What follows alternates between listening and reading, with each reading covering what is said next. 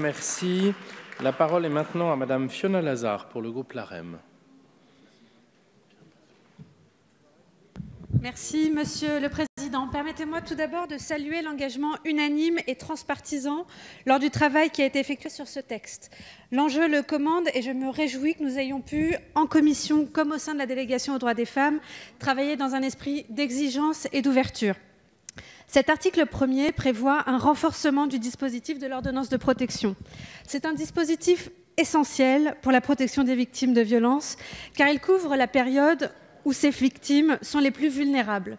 Les associations affirment d'ailleurs unanimement son utilité, comme j'ai pu le constater lors des auditions que j'ai menées au nom de la délégation aux droits des femmes. Cet article 1er vise ainsi en premier lieu à préciser dans la loi que la délivrance de l'ordonnance de protection n'est pas soumise au dépôt préalable d'une plainte. C'est une proposition pragmatique qui permettra sans doute d'améliorer les pratiques des magistrats chargés d'appliquer ce dispositif et je la soutiens donc pleinement. Cette proposition de loi propose par ailleurs d'améliorer l'efficacité des ordonnances de protection, d'une part en mettant en place un délai maximum pour leur délivrance et d'autre part en invitant le juge à évaluer systématiquement tous les éléments pouvant être fixés au sein d'une ordonnance de protection. Ces deux dispositions permettront une protection plus rapide et plus adaptée à la réalité de la situation des victimes. Et ce sont là deux points que je crois essentiels.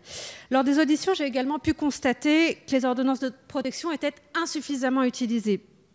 Je tiens à saluer en ce sens la circulaire que la garde des Sceaux a effectuée le 9 mai dernier pour rappeler l'importance de faire appliquer ces dispositions qui existent déjà et qui sont sous-utilisées.